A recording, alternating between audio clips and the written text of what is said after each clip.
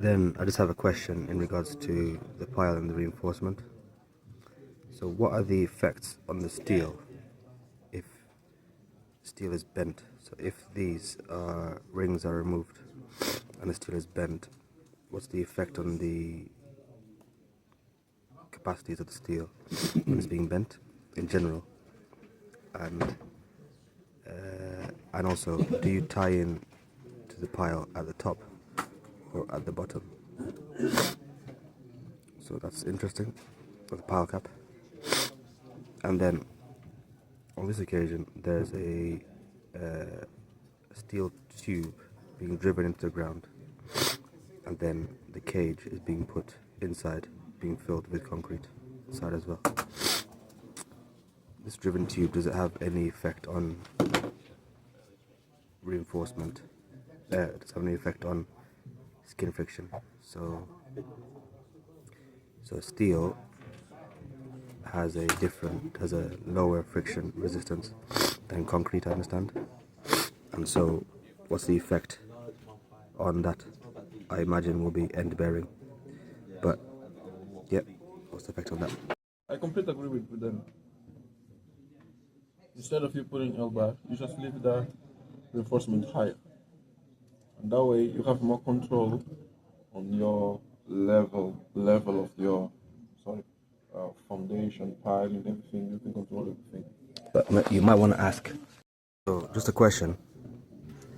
If we have a pile and we have the pile reinforcement,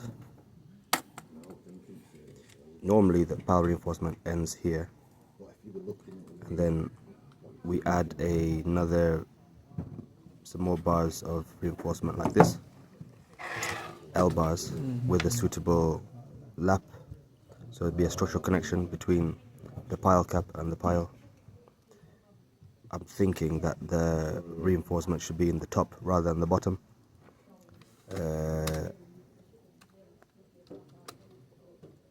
Possibly. But any input on that would be interesting. The alternative is to have the reinforcement cage higher into the pile cap, break away the rings, and then bend the reinforcement out like this to also provide fixity with the pile cap. Any input would be welcome. And then there's also one more question in regards to forces. So I understand the moment on a pile cap, the moment on a pile, it looks something like this. I'd just be interested to know how that's calculated, because I understand there are two types of piles. There's an end bearing, which acts like a column, but then you've also got all the earth loads as well, and depending on whether it's passive or active, and I think there's a 0.7 meters or 0.7 times the depth or something, where that's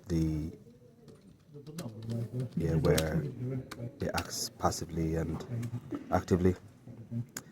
And I know also then you've got end friction as well, possibly, or even possibly both ways, depending. Might be negative skin friction, sorry. So I'd be just interested to have a chat about this and hear your thoughts.